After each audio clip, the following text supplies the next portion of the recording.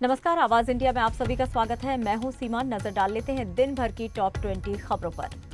जम्मू कश्मीर में भूकंप के झटके महसूस किए गए। इसके अलावा पाकिस्तान के इस्लामाबाद में धरती हिली है। रिक्टर स्केल पर भूकंप की तीव्रता 5.8 मापी गई। दोनों जगहों पर अभी तक किसी जान माल के नुकसान की कोई खबर नहीं है।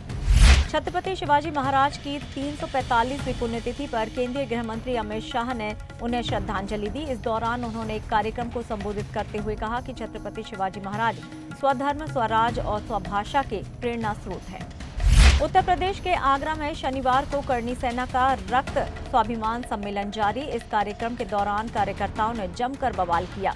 कार्यक्रम स्थल पर पुलिस के पहुंचने पर करनी सेना के लोग आक्रोशित हो गए। पश्चिम बंगाल के मुस्लिम बहुल इलाके मुर्शिदाबाद जिले में वक्फ कानून के विरोध में भड़की हिंसा पर बीजेपी अध्यक्ष सुकांता मजूमदार ने कहा कि हिंसा पर पुलिस कुछ नहीं कर रही है। ममता बनर्जी अब बांग्लादेश बनने की कोशिश कर रही है। महिंद्रा ग्रुप के चेयरमैन आनंद महिंद्रा ने भारत को चीन के एक शहर का उदाहरण दिया है। उन्होंने सोशल मीडिया हैंडल एक्स पर पोस्ट करते हुए कहा, अब समय आ गया है कि भारत में भी शेंज़ेन के जैसा एक शहर बनाया जाए।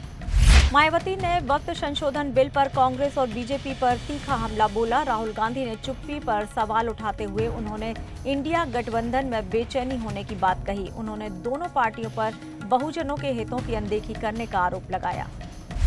अजित पवार के छोटे बेटे जय पवार की सगाई ऋतुजा पाटिल से हुई। दोनों की तस्वीरें सोशल मीडिया पर काफी वायरल हो रही हैं। सगाई की तस्वीरें बुआ सुप्रिया सुले ने सोशल मीडिया पर शेयर की है। जय पवार की सगाई 10 अप्रैल को हुई। परिवार के इस खास कार्यक्रम में प्रतिभा पवार, प्रताप राव पवार, सुप्रिया सुले और शरद पवार सहित कई लोग मौजूद रहे। जुमे की नमाज के बाद मुर्शिदाबाद के कई इलाकों, खासकर के शमशेरगंज और सुती में सैकड़ों लोग सड़क पर उतर आए और वक्फ कानून के खिलाफ विरोध प्रदर्शन शुरू कर दिया। इस दौरान प्रदर्शनकारियों ने NH-12 को भी जाम कर दिया। विरोध प्रदर्शन तब और हिंसक हो गया जब भीड़ ने एक पुलिस वैन पर पथराव शुरू किया। प्रशांत किशोर ने कहा है कि मुझे इसी सार्वजनिक मैदान पर पुलिस ने हिरासत में लिया था। मैंने तब घोषणा की थी कि मैं गांधी मैदान लौटूंगा। अब एक बार फिर प्रशासन ने मुझे अपने समर्थकों से बातचीत करने से रोकने की साजिश रची है। टिकट के इच्छुक उम्मीदवारों को फेसबुक, एक्स और इंस्टाग्राम पर निर्धारित संख्या में फॉलोअर्स होने अनिवार्य है। फेसबुक पर 1.3 लाख, एक्स पर 50,000 और इंस्टाग्राम पर 30,000 फॉलोअर्स की आवश्यकता है। बिहार में मुख्यमंत्री ग्रामीण सेतु निर्माण योजना को सितंबर 2024 में स्वीकृति मिली। इसे तेजी से अमली जामा पहनाया जा रहा है। इसका मकसद उन ग्रामीण क्षेत्रों में संपर्क बढ़ाना है जहां आज भी बरसात, बाढ़ या पुराने जर्जर पुलों की वजह से आवाजाही बाधित होती है। जम्मू कश्मीर के किश्तवाड़ में चल रहे ऑपरेशन में सुरक्षा बलों ने शुक्रवार को जैश कमांडर समेत 3 आतंकवादियों को ढेर कर दिया है। आतंकी की पहचान जैश कमांडर सैफुल्लाह के रूप में हुई है। वो जैश ए मोहम्मद के टॉप कमांडर में से एक है। आतंकी गतिविधियों के खिलाफ भारतीय सेना का अभियान चलाया जा रहा है। इस अभियान के तहत भारतीय सेना के DIG श्रीधर पाटिल ने कहा है कि नंबर महत्वपूर्ण नहीं है, जितने भी आतंकी हैं सभी को एक एक करके उनका खात्मा करना चाहिए।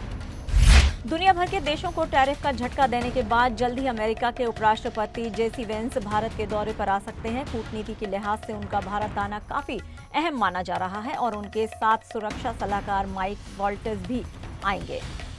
विदेश मंत्री S जयशंकर ने शुक्रवार को वैश्विक राजनीति और आर्थिक व्यवस्था में बढ़ती अनिश्चितता, खासकर आर्थिक गतिविधियों को हथियार के तौर पर इस्तेमाल करने और मैन्युफैक्चरिंग के सेंट्रलाइजेशन पर चिंता जताई।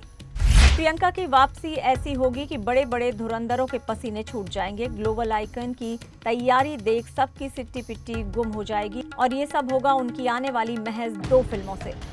सिंगर अभिजीत भट्टाचार्य अपने बयानों को लेकर हमेशा विवादों से घिरे नजर आते हैं। अब एक बार फिर उनने बयान दिया है जो काफी चर्चा में है। अभिजीत ने महात्मा गांधी को राष्ट्रपिता मानने से इनकार कर दिया है। निवेशक अमेरिकी सरकारी बॉन्ड तेजी से बेच रहे हैं। आमतौर पर जब भी आर्थिक संकट की आहट होती है, निवेशक अमेरिकी ट्रेजरी में पैसा लगाते हैं, लेकिन इस बार ऐसा नहीं हो रहा है। चीन का लाल मौनीहारहाट एयरफील्ड के जरिए घुसना भारत के लिए बड़ा रणनीतिक झटका हो सकता है। इसे लेकर भारत में चिंता बढ़ रही है। ये भारत के सिक्किम, पश्चिम बंगाल और पूर्वोत्तर राज्यों के लिए राजनीतिक खतरा पैदा कर सकता है।